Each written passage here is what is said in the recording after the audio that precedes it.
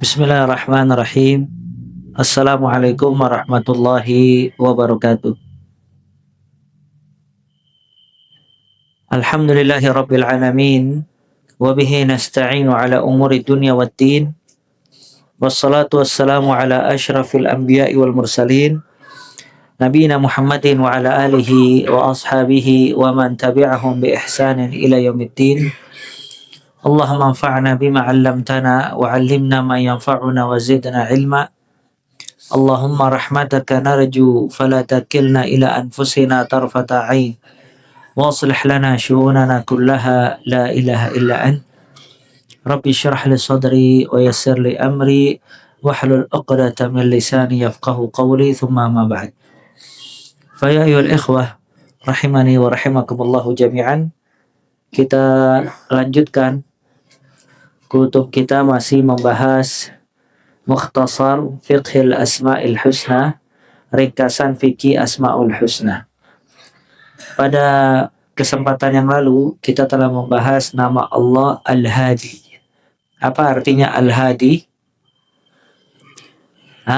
Yang maha memberi petunjuk atau yang maha memberi hidayah. Al-Hadi disebutkan oleh Allah Azza wa Jalla dalam Al-Quran pada dua tempat. Yang pertama surat Al-Hajj ayat 54 dan yang kedua surat Al-Furqan ayat 31. Dalam surat Al-Furqan ayat 31 Allah Ta'ala berfirman, wa kafa bi rabbika hadiyan wa nasira. Cukuplah dengan Rabbmu sebagai pemberi petunjuk dan juga sebagai penolong. Jadi Allah satu-satunya zat yang memberikan hidayah kepada hamba-hambanya, dan Allah satu-satunya zat yang menolong hamba-hambanya. Berkaitan dengan hidayah, kemarin belum sempat kita bahas. Hidayah Allah ada dua macam. Yang pertama, hidayah yang sifatnya umum. Yang kedua, hidayah yang sifatnya khusus. Hidayah yang sifatnya umum itu difirmankan oleh Allah dalam surat Al-A'la, wallazi qaddara fahada. Allah Ta'ala yang menakdirkan segala sesuatu dan juga Allah yang memberikan petunjuk. Petunjuk secara umum Allah berikan kepada semua makhluk. Petunjuk bagaimana dia mencari makan, petunjuk bagaimana dia selamat dari bahaya, petunjuk bagaimana dia meraih kemaslahatan duniawiyah. Semua makhluk diberi petunjuk oleh Allah Azza wa Jalla. Ini petunjuk yang sifatnya umum. Ikan dia bisa mencari makan dengan nalurinya dan petunjuk dari Allah Azza wa Jalla. Nggak ada sekolah ikan mencari makan itu. Sedangkan mereka berbeda-beda. Ada yang mencari makan mungkin dengan ikan yang lebih kecil, ada yang mencari makan dengan lumut, bahkan ada ikan yang mencari makannya lewat burung yang terbang di atas laut. Ini semua yang memberikan petunjuk siapa? Allah Azza wa Jalla. Hewan begitu juga burung. Dia bisa terbang, bisa selamat dari mangsa-mangsanya, bisa mencari makan, dikasih petunjuk oleh Allah Azza wa Jalla. Dan semuanya. Begitu juga manusia. Manusia dikasih petunjuk secara umum. Dia bisa selamat dari bahaya, dia bisa selamat dari penyakit, dia bisa mencari rizki. Ini petunjuk yang sifatnya umum. Sebagaimana firman Allah, Rabbuna allazi a'ta kulla syai'in khalqahu thumma hada. Rabb kami yang memberikan segala sesuatu penciptanya kemudian memberikan petunjuk. Ada petunjuk yang khusus. Petunjuk yang khusus ini diberikan oleh Allah Azza wa Jalla hanya untuk orang-orang yang beriman. Yaitu petunjuk untuk meraih hidayah Allah dan menggapai siratal mustaqim, jalan yang lurus dan menuju kepada surga Allah Azza wa Jalla. Nah, ini petunjuk yang khusus Allah berikan hanya kepada hamba-hambanya yang beriman dan beramal saleh. Ya. Dengan itu Allah turunkan para nabi, para rasul, Allah turunkan kitab-kitab, Allah utus para nabi, para rasul. Ya, kemudian dikasih penjelasan dalam bab agama ada usuluddin, dasar-dasar agama, ada cabang-cabangnya, kemudian ada halal, ada haram, ada taat, ada maksiat, dan seterusnya. Maka ini petunjuk yang sifatnya khusus. Diberikan hanya orang-orang yang beriman. Nah, petunjuk yang khusus ini bertingkat-tingkat. Yang paling tinggi meraih petunjuk yang khusus ini, itu para nabi, para rasul. Para nabi, para rasul, dia mendapatkan petunjuk ini yang paling besar bagiannya. Kemudian datang setelahnya para ulama. Karena ulama memiliki ilmu dan basirah, dia lebih banyak mengetahui dibandingkan yang selain ulama. Dan tingkatan yang seterusnya, tingkatan yang terusnya. Nah, ini semua berkumpul di nama Allah Al-Hadi, yang maha pemberi petunjuk. Dan ini menunjukkan luasnya Allah Azza wa Jalla, petunjuknya, rahmatnya, dan seterusnya. Dikasih petunjuk semua makhluk bagaimana dia mencari kemaslahatan duniawiyah, dan Allah berikan khusus kepada orang-orang yang beriman petunjuk taufik untuk iman dan ketaatan. Makanya doa kita, ihdinas siratal mustaqim, ya Allah tunjukilah kami jalan yang lurus, itu petunjuk umum atau petunjuk khusus? Khusus. Ya, siratal mustaqim, jalan yang lurus. Kemudian juga doa Nabi SAW, Allahumma hdina wa saddidna, ya Allah berikanlah kami petunjuk dan berikanlah kami kebenaran. Itu petunjuk yang khusus apa umum? Khusus. Ya, karena manusia sangat butuh kepada hidayah Allah Azza wa Jalla. Dan Ibnul Qayyim rahimahullah menjelaskan tentang butuhnya manusia kepada hidayah sangat detail. Ya, dari hidayah ilmu, hidayah amal, hidayah istiqamah, hidayah memiliki ilmu yang baru, dan seterusnya. Ya, maka pantas kalau dalam surat Al-Fatihah, ihdinas siratal mustaqim, sering kita ulang-ulang karena butuhnya kita kepada petunjuk dari Allah Azza wa Jalla. Dan masih pembahasan nama Allah Al-Hadi, kemarin kita sempat singgung, tidak semua orang dikasih hidayah oleh Allah Azza wa Jalla. Allah berfirman, wa huwa a'lamu bil muhtadin. Allah lebih mengetahui mana hambanya yang mendapat petunjuk.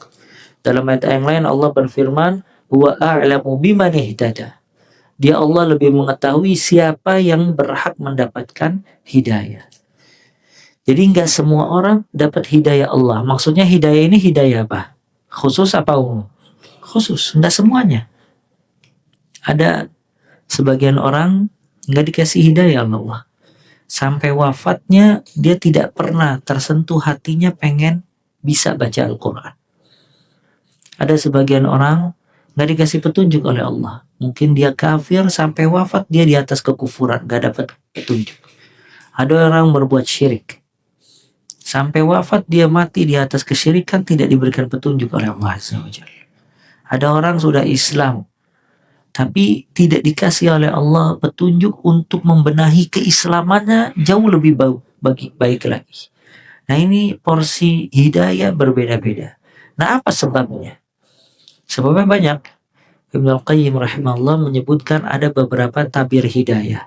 Ini min babil faidah, ya, supaya kita terjaga dari hal-hal yang menjauhi diri kita dari petunjuk Allah Azza wa Jalla. Di antara sebab kita tidak mendapatkan petunjuk Allah Azza wa Jalla, ghaflah, kelalaian. Kitanya lalai. Kita lalai dari ketaatan, lalai dari ibadah, maka petunjuk itu tidak mudah untuk masuk ke dalam hati kita. Kemudian di antara tabir hidayah, kesombongan. Ada sebagian orang sombong. Sombong itu definisinya kata Nabi SAW, al-kibru batal al-haq wa ghamtun nas. Sombong itu menolak kebenaran dan merendahkan manusia.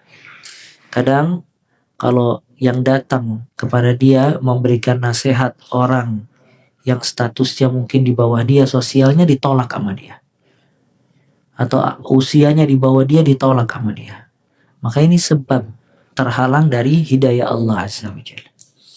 Kemudian juga di antara tabir hidayah, hubbud dunia, cinta dunia. Sebagian orang saking cintanya dengan dunianya sulit meninggalkan riba misalnya, karena dia cinta sama dunia.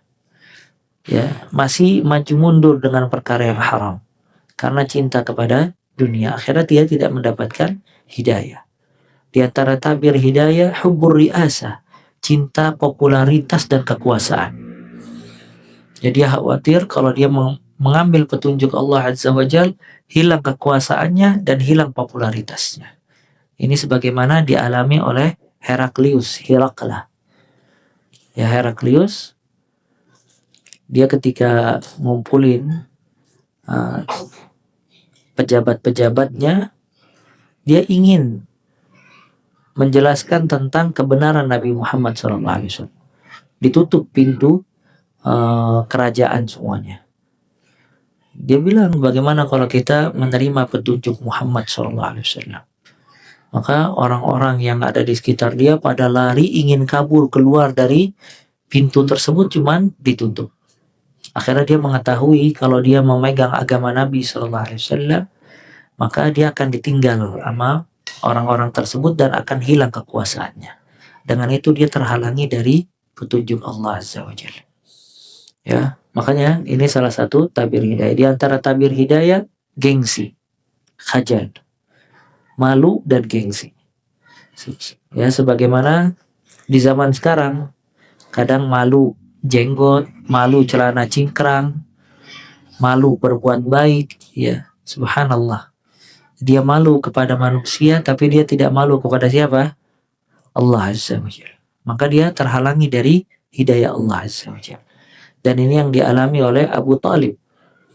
Abu Talib dia enggan untuk menerima ajarannya Nabi SAW karena khajal, gengsi dan malu kepada suku Quraisy. Nah, ini semuanya tabir-tabir hidayah. Makanya kita minta sama Allah agar hati kita itu dimudahkan bisa menerima hidayah Allah Azza wa Jalla. Jadi hati ini kayak bandara, landasan pesawat. Hidayah itu pesawat ya. Kalau landasannya berantakan, rusak, bahaya, pesawat tidak ingin turun, terbang lagi pesawatnya. Nah begitu juga hati. Kalau hati manusia ada tabir-tabir tadi, maka hidayah itu tidak nempel ke hatinya, pergi lagi. Nah itu namanya tabir hidayah. Maka diantara makna dari doa ihdinas siratal mustaqim, ya Allah berilah kami petunjuk kepada jalan yang lurus, artinya bukakanlah hati kami supaya bisa menerima hidayah kamu dan dihilangkan dari tabir-tabir hidayah Allah Azza wa Jalla. Bisa difahami ya? Di antaranya juga syirik, baik syirik besar maupun syirik kecil, itu sebab penghalang-penghalang hidayah. Di antara nama Allah yang lain adalah Al-Wahhab. Ya, Al-Wahhab. Apa Al-Wahhab? Yang maha banyak memberi, itu Al-Wahhab. Bukan hanya pemberi, tapi yang maha banyak pemberi. Karena Al-Wahhab berasal dari kata Al-Fa'al. Artinya kathirul ata, banyak memberi. Allah berfirman dalam surat Al-Imran ayat 8, Rabbana la tuzigh qulubana ba'da idh hadaitana wa hab lana min ladunka rahmah innaka antal wahhab. Engkau yang maha banyak memberi. Ya. Wahab kathirul hiba wal minna wal atiyah. Wahab artinya yang banyak memberi, ya, dan yang banyak pemberian. Maka di sini menunjukkan kalau Allah ngasih banyak kepada hamba-hambanya nikmat dan pemberian-pemberiannya. Makanya dikatakan wa in ta'uddu ni'matallahi la tuhsuha. Kalau kamu hendak menghitung nikmat Allah, niscaya kamu tidak dapat menghitungnya. Banyak nikmat Allah, berian Allah sangat banyak. Pemberian Allah itu sangat-sangat banyak, tidak dapat dihitung. Allah berikan kita kesempatan, ya, bisa hidup di dunia dalam keadaan sehat walafiat. Allah kasih kita rizki, Allah kasih kita keluarga, Allah kasih kita kesehatan, Allah kasih kita bernafas pada tiap detiknya. Kadang kita kesulitan, Allah angkat kesulitan kita terus. Maka pemberian Allah tidak terbatas saking banyaknya. Makanya manusia ini jangan pernah menghitung musibah. Karena musibah dengan nikmat lebih banyak mana? Nikmat. Dan manusia ini kufur. Dia punya sifat kufur. Dia selalu menghitung musibah tapi melupakan nikmat. Makanya dulu kaum salaf pernah duduk dari ba'da isya sampai subuh, mereka saling menyebutkan nikmat Allah yang ada pada diri mereka. Disebutin dari ba'da isya sampai subuh. Semakin banyak kita menyebutkan nikmat Allah, semakin pandai bersyukur. Tapi semakin sedikit kita mengingat nikmat Allah, maka kita semakin banyak kufur. Maka kata Allah, wa amma bi ni'mati rabbika fahaddits. Adapun dengan Rabb kamu, maka ceritakanlah. Ya. Semua yang kita minta sama Allah sering diijabah sama Allah Azza wa Jalla. Cuman kitanya lupa. Ya makanya kalau kita ingat pemberian Allah, niscaya Allah akan menambah. La in syakartum la azidannakum wa la in kafartum inna azabi lasyadid. Kayak yang dikisahkan nama Syekh Abdul Razak hafizahullah. Ada orang di Mu'tazam minta anak. Ya Rabb, kullun nas indahum walad farzuqni walad. Ya Allah, semua orang kamu kasih anak, kasih aku anak. Didengar sama askar polisi yang jaga Hajar Aswad.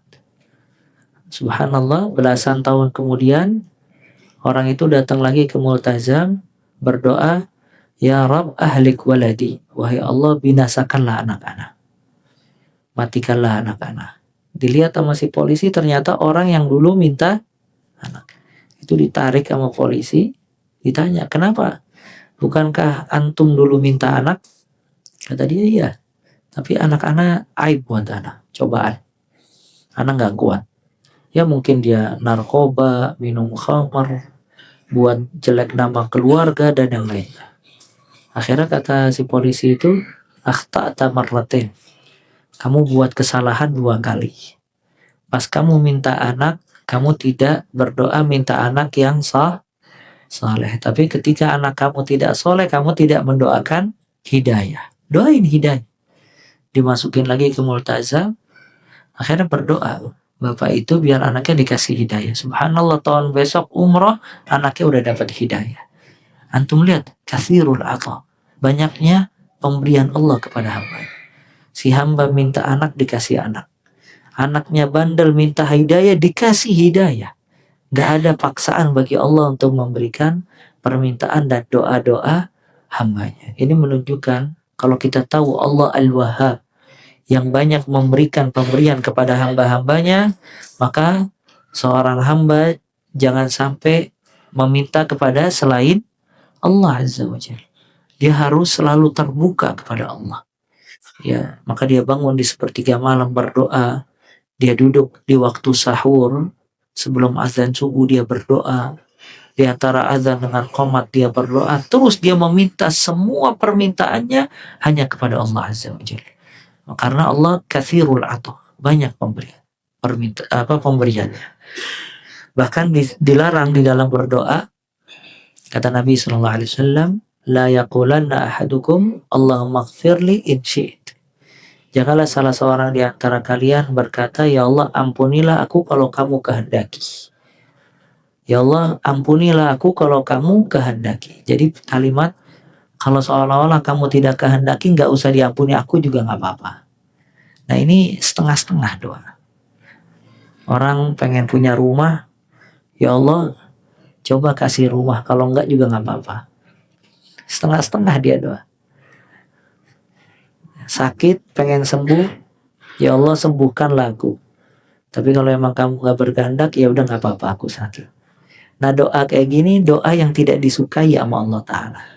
Seolah-olah Allah kalau ngasih terpaksa. Apa kata Nabi? Liya'zim al-mas'alah. Dia kalau minta, mantapkan permintaannya. Ya Rabb inni faqir fa'aghnini. Ya Allah aku fakir, berikan aku kecukupan. Ya Rabb inni marid fashfini. Ya Allah aku sakit, sembuhkanlah aku. Ya. Kayak doanya Nabi Nuh. Inni maghlubun fantasir. Ya Allah aku kalah, terpojokkan, menangkanlah aku. Fafatahna alaihim, Allah bukakan diselamatkan Nabi Nuh alaihissalam dengan kaumnya, ditenggelamkan dengan air hujan dari atas dan dari bawah. Nah, liyazimal mas'alah. Fa innallaha la mustakrihalah. Allah tidak ada paksaan sama sekali. Ya, nah ini menunjukkan kalau Allah katsirul ata, banyak pemberian. Makanya jangan pernah mengecilkan apa yang ada di sisi Allah Azza wa Jalla. Nah, makanya dengan kita mengetahui Asmaul Husna, kita tidak pernah putus asa di dalam memohon dan meminta kepada Allah Subhanahu wa taala, karena Allah Al-Wahhab yang maha banyak memberikan pemberiannya, kafirul ata. Bisa difahami ini ya. Kita cukupkan sampai di sini, kita lanjutkan besok insyaallah taala. Kita tutup dengan kafaratul majlis. Subhanakallah bihamdik asyhadu an la ilaha illa anta astaghfiruka wa atubu ilaik. Assalamualaikum warahmatullahi wabarakatuh.